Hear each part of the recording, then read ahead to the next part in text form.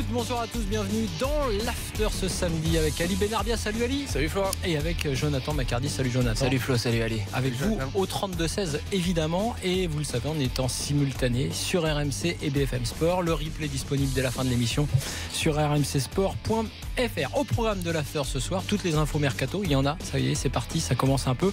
On va notamment parler de Lyon, aussi avec Jonathan dont c'est la vie. On va parler plus précisément du milieu de terrain d'ailleurs après le départ de Tolisso. Vous allez entendre Jean-Michel Aulas qui parle de tous les dossiers lyonnais et puis pas mal d'infos mercato aussi à l'étranger parce qu'on ira faire un petit détour en Allemagne avec David Lorton dans la deuxième heure de l'After. Les avis tranchés, je vous l'ai dit, celui de Jonathan sur Lyon, celui d'Ali sur tous ces étrangers qui arrivent, entraîneurs, directeurs sportifs, investisseurs et qui donnent un sacré coup de fouet à notre Ligue 1. Et puis dans la deuxième heure de l'After, on fera cette rubrique que vous affectionnez maintenant, Fais ton mercato, avec les directeurs sportifs virtuels de chaque club. C'est-à-dire que vous, supporters, en l'occurrence ce soir d'Angers et de Nice, vous allez vous transformer l'espace d'un soir en directeur sportif. Avec un budget différent.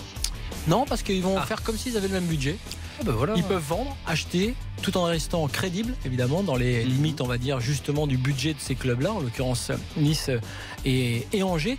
Vous savez que vous êtes noté et le meilleur directeur sportif de cette rubrique viendra ici même, dans l'After, participer à une émission complète. Tout ça, plus le je m'en fous pas, tout ça c'est dans l'After, on est ensemble jusqu'à minuit. On va aussi parler d'ailleurs, on va parler de la Coupe des Confédérations dans quelques instants avec Loïc Braillet qui est notre envoyé spécial sur place. Mais vous le savez, il y a du basket, c'est le début du championnat d'Europe en République tchèque avec Morgane Maury qui est sur place. Salut Morgane. Et les Françaises bonsoir Flo, bonsoir qui ont du mal contre la Slovénie. C'est plus que du mal Flo, elles sont vraiment dans le piège de la Slovénie. Les Bleus ont longtemps été devant et depuis le troisième quart-temps ça devient de plus en plus compliqué. La Slovénie vient de faire un petit écart, 5 points d'avance pour les Slovènes grâce à leur américaine naturalisée Shante Evans. Et Andy Miem est sur la ligne des lancers francs pour amener les Bleus à 3 unités. Par contre le premier lancer franc est raté pour Andy Miem. 55 pour les Slovènes, 50 pour la France. Encore 7 minutes et 17 secondes. C'est le premier match de poule du championnat d'Europe de basket féminin. Merci beaucoup et c'est la dernière compétition au niveau international évidemment pour Céline Dumer, la capitaine de l'équipe de France de basket. Autre info avant de donner la parole à Loïc Braillet qui, je vous l'ai dit, sera avec nous dans quelques instants. Vous savez qu'on remonte petit à petit l'alphabet du lexique afterien qui a été créé par Afterfoot Expat et par tous nos fans qui sont à l'étranger. On est à la lettre K, K et L on va faire ce soir. Alors à la lettre K, on a par exemple Karim Lechti qui est un des célèbres auditeurs de l'After. Voilà, qui dit Lamela au lieu de Lamela, qui voue une admiration sans borne à Fred Hermel, qui lui-même est ch'ti également. On a aussi Knaki, qui est le terme utilisé par Daniel Riolo pour évoquer les résultats du Hertha Berlin ou pour parler d'Oulionès et de son business de saucisses. Et puis évidemment à K, on en a Isna, la petite ville balnéaire de la province du Cap en Afrique du Sud où les Bleus, vous le savez, ont vécu le temps de la Coupe du Monde avec la fameuse affaire du bus. Aujourd'hui, dit la définition, devenu quasiment un outil sémantique pour désigner un scandale ou une crise de grande ampleur dans le milieu du sport français et du foot en particulier. Également le titre d'un livre de François Manardo qui retrace les coulisses et les événements de cette fameuse journée. Vous pouvez aller retrouver le lexique sur le site rmcsport.fr et sur le compte Twitter de l'After. Je vous l'ai promis, Loïc Braillet est avec nous. Salut Loïc. Laurent, salut les gars, salut tout le monde. Salut Loïc. Salut. Loïc est en Russie, ça y est, il est sur place, il va suivre pour nous la Coupe des Confédérations. Déjà tout simplement à la veille du début de cette Coupe des Confédérations, on va parler des enjeux sportifs un peu plus tard. Comment est l'ambiance? Je sais que tu as vu notamment l'un des stades qui va accueillir cette compète et la Coupe du Monde évidemment l'an prochain.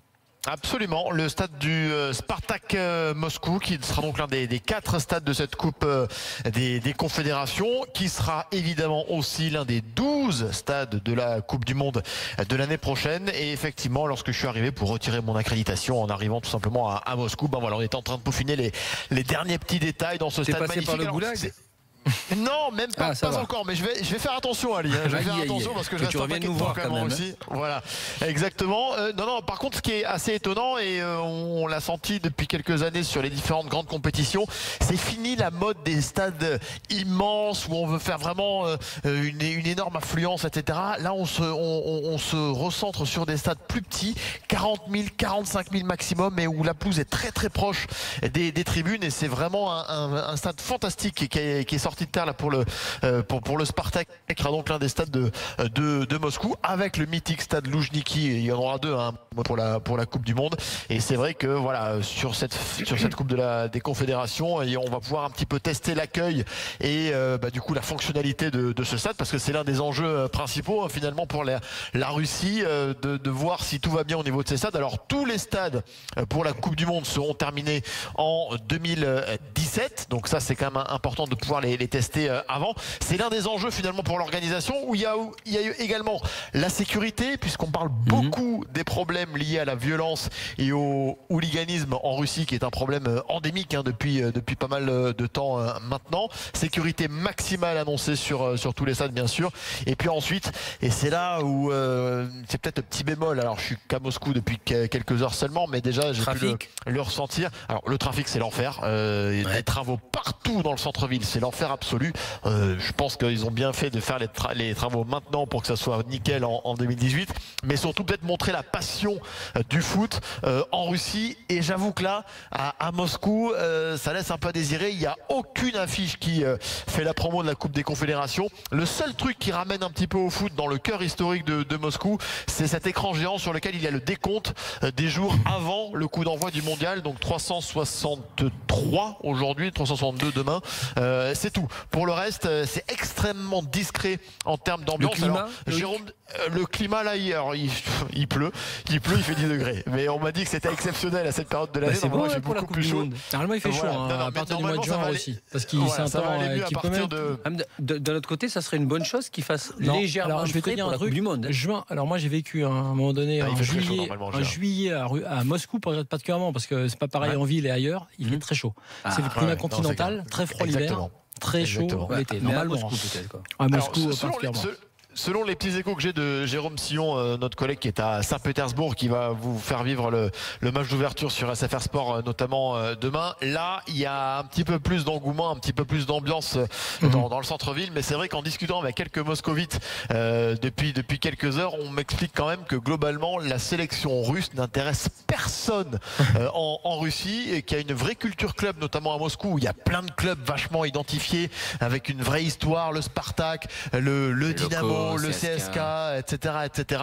Et c'est vrai que vu les résultats très décevants de la sélection russe des dernières années, franchement, même si elle joue son match d'ouverture demain, on s'en fout un petit peu. Je vous avoue que je vais quand même passer le match de demain dans un bar de Moscou à essayer de prendre la température auprès des supporters. Mais on me dit, bon, s'il n'y a pas beaucoup de monde, ne t'étonne pas, ce sera totalement normal. 18 heures c'est un petit peu mitigé au niveau de l'ambiance à la veille de ce coup d'envoi. Russie, Nouvelle-Zélande, coup d'envoi 18h demain. Tu parlais de Saint-Pétersbourg, d'ailleurs ce sera aussi l'occasion de tester le stade Krestovski, qui a eu des petits soucis depuis sa mise en route, puisqu'il y a des problèmes d'étanchéité. Mais enfin, on est un an de la Coupe du Monde, donc il n'y a pas de. C'est normal. Il n'y a pas de. Et normalement, tous les stades, les 12 stades seront terminés fin d'année 2017. Donc a priori, il y a quand même un bon 6 mois de battement d'avance pour la Russie, qui est quand même dans les temps sans problème. Alors on rappelle juste les problématiques du Brésil. Le principe, 17 juin, donc dès demain jusqu'au 2 juillet, la Coupe des Confédérations. Tu vas nous donner les participants, parce que c'est une sorte de on parle de répétition générale. C'est vrai pour les stades, un peu pour l'organisation. C'est en mode quand même plus petit, évidemment, largement qu'une Coupe du Monde. Absolument. Alors on rappelle que du coup, parmi les équipes qui participent à cette Coupe des Confédérations, qui existe depuis 1992 au passage, il y a évidemment la Russie, pays hôte de la Coupe du Monde, donc veille du grand événement, le champion du monde en titre, donc l'Allemagne, et ensuite tous les vainqueurs des différentes compétitions continentales. Donc évidemment le Portugal, vainqueur de l'Euro, le Cameroun pour le continent africain, vainqueur de la CAN, le Mexique qui va représenter la zone Amérique du Nord, l'Australie, vainqueur de la Coupe d'Asie, le Chili, vainqueur de la Copa América évidemment, et qu'est-ce que j'oublie, la Nouvelle-Zélande, vainqueur de la Coupe d'Océanie. Effectivement, donc voilà, tous les continents sont représentés. Alors c'est vrai que sportivement, lorsqu'on regarde le pédigré de ces nations sélection-là, c'est pas fou, hein, on va pas sauter en l'air. J'en dégage 3, le Portugal, le Chili, l'Allemagne, même si l'Allemagne, ils ont laissé pas mal de cadors à la maison, contrairement aux Portugais qui eux vont arriver avec la grosse équipe de Fernando Santos, emmenée par Cristiano Ronaldo, bien sûr. Et d'ailleurs, peut-être que les Portugais font peut-être figure de favoris dans cette Coupe des Confédérations. Mais bon, c'est vrai que pour le reste, on va pas sauter en l'air d'un point de vue sportif. Ça sera pas facile. Il y a le Chili aussi qui est dans il y a le Chili, tout à fait. Voilà, le Chili peut-être. Et tu suivras pour nous. On va scruter une info dont on va parler dans quelques instants. Cristiano Ronaldo, puisqu'il aurait commencé à parler de ses états d'âme à ses partenaires de la sélection portugaise. On va reparler de tout ça. Évidemment, tu suivras. On sera avec toi régulièrement, Loïc, cette Coupe des Confédérations. Et on rappelle que tous les matchs sont à suivre sur SFR Sport 1, bien sûr, pour ce qui est de la télé. Merci Loïc. Bonne soirée à Moscou. Bonne soirée, les gars. Malgré les 10 degrés et la pluie. Et puis on se retrouve évidemment dès demain. Voilà pour la Coupe des Confédérations. Allez, c'est parti pour le Mercato et notre célèbre Mercato Show. C'est combien? 30 000. Allez, 27 000 et que ça me tape. Non, fais-moi 30 000. Bon, allez, laisse tomber. Fais-lui ses 30 000. C'est un con.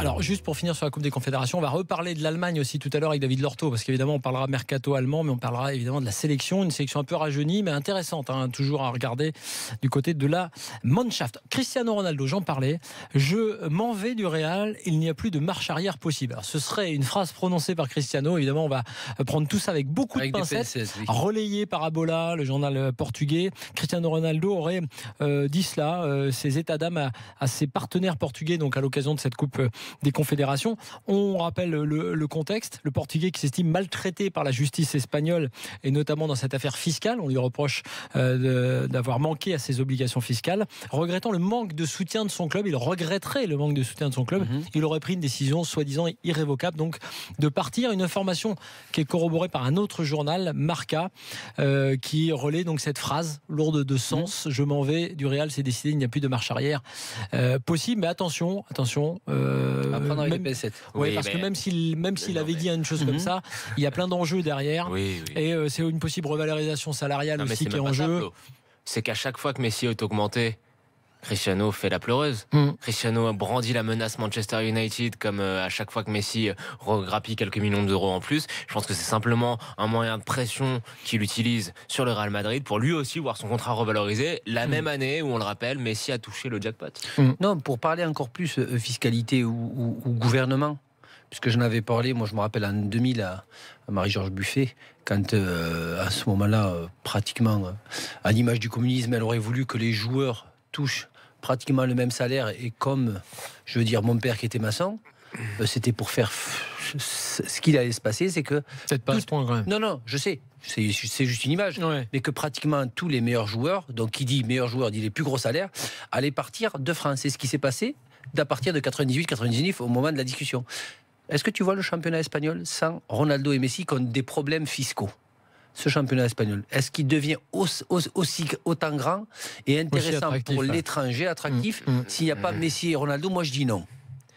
Parce que si Messi s'en va, si Ronaldo s'en va, je veux dire en Angleterre ou en Allemagne ou en France, je veux dire, mais c'est beaucoup plus en Angleterre, est-ce que on va être, tout cet argent qui est autour au niveau de l'étranger va être attractif du Real Madrid et de Barcelone? Moi, je le pense pas. Bon, on verra en tout cas. Mais cela dit, attention. Oui, ils ont quand même une fâcheuse manie, puisque Messi a été condamné. Il a dû payer, y compris son père.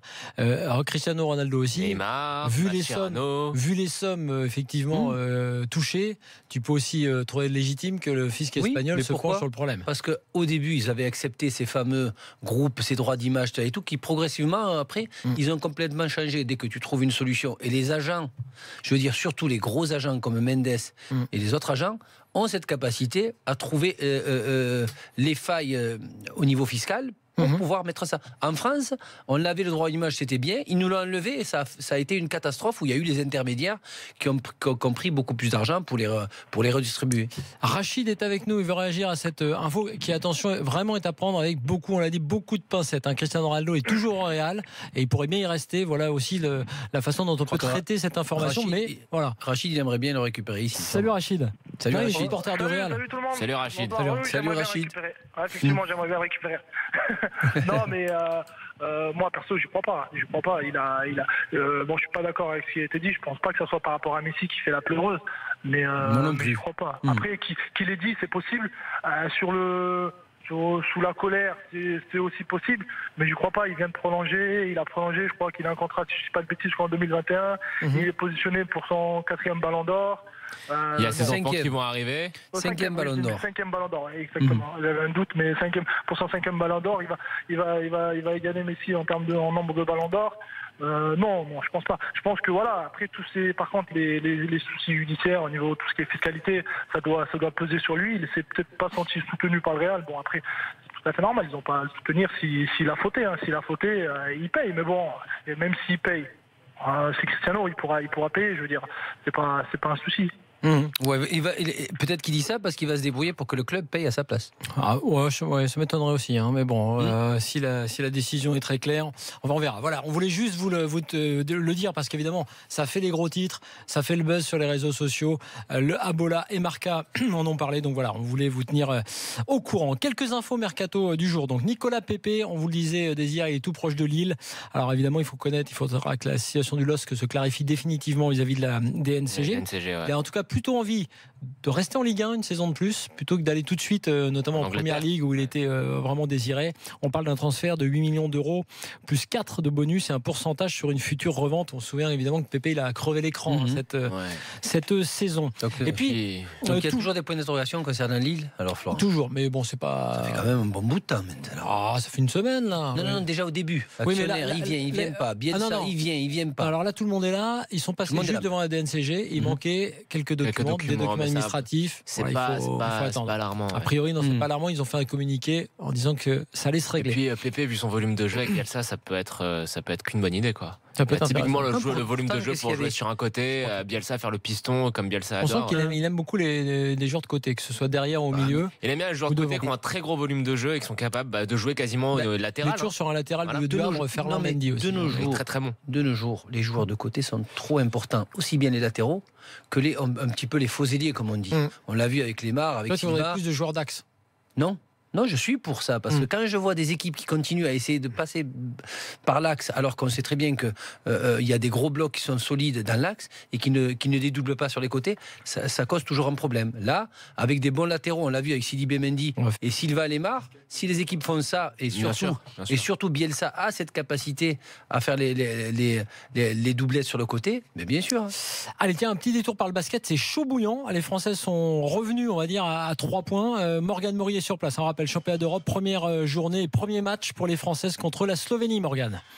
On est dans le Money Time, Florent, 1 minute 53 secondes encore à l'horloge. Les Françaises toujours derrière, 2 points. Mais Andy Miem est sur la ligne des lancers francs. Mais c'est 2 lancers francs, 66 pour les Slovènes, 65 pour la France. Mais possession slovène à venir. Il va falloir cravacher dur pour emporter ce match parce que ça a été très compliqué pendant les 38 premières minutes. Florent, 66 pour les Slovènes, 65 pour la France. 1 minute et 40 secondes dans cette partie encore. Merci beaucoup Morgane. On reprend le fil de notre mercato. Toulouse qui dément. Vous allez voir les éventuels contacts avec Issa Diop et Christopher Julien. On va écouter Pascal Duprat qui était l'invité de l'Arc-et-Foot tout à l'heure. Pascal Duprat qui dément donc les transferts de ces jeunes pousses. Écoutez, pour ce qui est des transferts, c'est du ressort du président. Et je l'ai encore eu ce matin. Son intention, c'est celle qu'il m'avait affichée en fin de saison, c'est de conserver tous ces jeunes joueurs, notamment tous ceux qui composent cette défense qui a fini 4e défense de Ligue 1. Donc, je crois bien volontiers mon président, qui est une personne sensée, honnête et qui respecte sa parole. Donc il m'étonnerait fort que les Diop, Lafont, Julien, Boubangé, Amiron et j'en passe quittent le club cette saison. Voilà, pour Pascal Duprat, a priori pour l'instant il le dit. C'est surtout que ils sont encore jeunes, quoi. Ils sont très très bons, surtout le petit Diop. Moi j'aime beaucoup, mais c'est jeune, il faut encore faire une année à Toulouse dans leur. Tant mieux pour Toulouse, s'ils arrivent à. Puis Julien et Lafont, c'est pas mal du tout, mais connaissant Sadran, ils bougeront pas. Alors Duprat, il peut être tranquille, parce qu'avec Sadran, même s'il y a quelqu'un qui vient avec 12, 13, 14 millions, il bouge pas le Sadran. Donc pour Duprat et pour Toulouse, c'est une bonne chose. C'est clair. Alors tiens, quelques infos rapidement avant de parler de Lyon.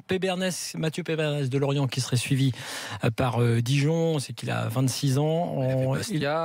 Bastia, bonne sortie d'1 500 000 €. On en avait parlé, Fetou Mawassa à Rennes, c'est officiel maintenant. On rappelle que c'est un latéral qui vient de Nancy. Et puis Karim Rekik, ça va faire plaisir à beaucoup de supporters marseillais, je suis désolé de le dire. Il signe au Hertha Berlin, justement puisqu'on parlait des Knacky tout à l'heure dans le lexique afterien. Bon club, ça. Et ben voilà, Karim Rekik part de l'OM, il s'est engagé avec le Hertha Berlin. Il a été utilisé que 12 fois par son entraîneur Rudy Garcia. La plus belle action de Karim Rekik à l'Olympique de Marseille, ça aurait été le soir du retour de Mathieu Valbuena au Vélodrome où il le découpe le long de la ligne de touche. Je pense que c'est ce que les supporters marseillais retiendront. Ouais, je suis pas d'accord, mais bon, sur le côté plus belle, mais c'est ce que les supporters marseillais ont vu sur les réseaux sociaux. Merci pour tout, surtout pour ça. Oui, j'ai vu, mais bon, effectivement. Allez, on va parler de Lyon et on va écouter Jean-Michel Aulas qui a fait un vaste tour d'horizon dont il a le secret sur le mercato. Et il a notamment parlé d'Alexandre Lacazette, puisque maintenant que Tolisso est parti, il se dit j'ai de l'argent en caisse, donc je suis plus obligé de vendre mon Lacazette. Et on est reparti pour un feuilleton Lacazette à l'été 2017. On écoute Jean-Michel Aulas. Alexandre avait obtenu un bon de sortie parce qu'il était venu me voir. Et donc, voilà, les choses n'ont pas pu se faire. Pour nous, il ne part pas. Il sera là. Et d'ailleurs, il est là, il est sous contrat. Voilà. Qu'est-ce que vous en pensez ? Est-ce que non, bonne de sortie est une chose, mais est-ce que Lacazette va partir dans le sens où c'était plus ou moins tout fait entre Lacazette, l'agent, voire l'Atlético Madrid ? Et puis là, avec le problème qu'a l'Atlético Madrid, est-ce qu'il ne repousse pas sur un an son arrivée à l'Atlético Madrid ? Je pense qu'il peut même s'arranger, mais c'est pas sûr que le coach Simeone reste encore à l'Atlético. Mais je pense que Lacazette, la condition, c'est que l'Atlético soit entraîné par Simeone. Je pense ça. Sinon, est-ce que rester une année de plus, ça dérangerait pas du tout Lacazette, mais surtout à un an de la Coupe du Monde? On ne sait pas. Il y a surtout deux choses là dans ce cas-là. C'est j'espère qu'on va pas avoir, comme on a eu il y a 2 ans, le feuilleton Lacazette et l'année dernière le feuilleton Ghezal. J'espère qu'on va pas encore avoir un autre feuilleton qui mange le cerveau des joueurs offensifs lyonnais. Ouais, début de saison. On a vu que ça les a quand même pas mal pénalisés. Donc j'espère que le président Aulas va gérer ça un peu mieux que ce qu'il a fait ces 2 dernières années, en discutant avec son joueur, par exemple, en évitant de faire des déclarations tapageuses dans les journaux, en essayant de s'arranger, de laver le linge sale en famille. Et la deuxième question que je me pose, c'est au final, si je suis Lacazette, c'est pas plus mal. Il y a la Coupe du Monde qui arrive. Je suis pas sûr d'y être. Je suis pas dans les petites papiers d'Didier Deschamps, même si j'ai été sélectionné récemment. Aller à l'Atlético, c'est quand même risqué parce qu'il y a quand même de la concurrence. T'as pas de place de titulaire assuré. Partir dans un autre club, style Arsenal ou en Angleterre, parce qu'il paraît qu'Arsenal est dessus, c'est aussi risqué. Tu changes de club, tu changes de région. Lacazette, c'est un enfant lyonnais. Pour moi, 1 an de plus à Lyon pour s'assurer une place dans le groupe de l'équipe de France, au final, c'est peut-être un mal pour un bien. Peut-être, mais en tout cas pour lui, qui avait dans sa tête l'idée de partir, ça peut être aussi un peu compliqué. C'est l'Atlético qui l'a freiné. C'est clair. Tout était fait. C'est clair. Et je pense que c'est surtout en fait, ils avaient parié sur le fait que, comme pour le Real, la sanction serait adoucie, ce qui n'a pas été le cas. Sylvain est avec nous, supporter de Lyon. Salut Sylvain. Bonsoir Florent, bonsoir Jonathan et bonsoir Ali. Salut Sylvain. Aulas, en dehors de ça, info principale, a annoncé d'autres recrues. Il a dit Marsal, puisque je ne vous l'ai pas dit, c'est l'info du jour. Marsal, ça y est, a signé, latéral qui était à Guingamp, prêté, non pas Martial, Marsal, latéral gauche, très bon joueur qui s'est révélé à Guingamp en prêt et qui a donc été acheté par Lyon. Sylvain, ça te parle déjà le cas Lacazette là? Qu'est-ce que tu en penses? Moi personnellement, je suis un peu mitigé parce que après, je me dis, il a rendu tellement de services au club que ça serait bien qu'il aille dans un grand club étranger pour montrer, surtout à Deschamps, qu'il peut marquer beaucoup dans un grand club. Après, moi, j'adore Lacazette, donc j'aimerais bien qu'il reste. Après, s'il doit partir, de toute manière, il partira assez cher, donc ça sera assez facile du moins pour le remplacer. Et s'il veut, il y a Dolberg avec Bertrand Traoré, ça peut être pas mal. Ça a bien marché. Non, je suis moins sûr. Mais bon, Sylvain, je te remercie. Tu restes avec nous parce que tu vas aussi être là pour la vie tranchée de Jonathan, qui est aussi sur Lyon, puisqu'on va reparler du milieu lyonnais. On fait un tout petit détour rapide avec Morgane Maury en République tchèque, parce que les Français sont repassés devant, Morgane. Elles sont passées devant grâce à Marielle Amand. 69 pour les Bleus, 68 pour la Slovénie. Temps mort demandé par Valérie Garnier. Il ne reste que 11 secondes à l'horloge. Autant dire que si les Françaises de gaspillent pas ce ballon, certainement que les Slovènes vont chercher à faire faute. Eh bien ce sera victoire pour les Bleus, mais il faut tenir 11 secondes. Un point d'avance pour les tricolores. 69-68. Merci beaucoup Morgane. On se retrouve dans quelques instants. Suite et fin du mercato et la vie tranchée de Jonathan Maccardy. À tout de suite dans l'after.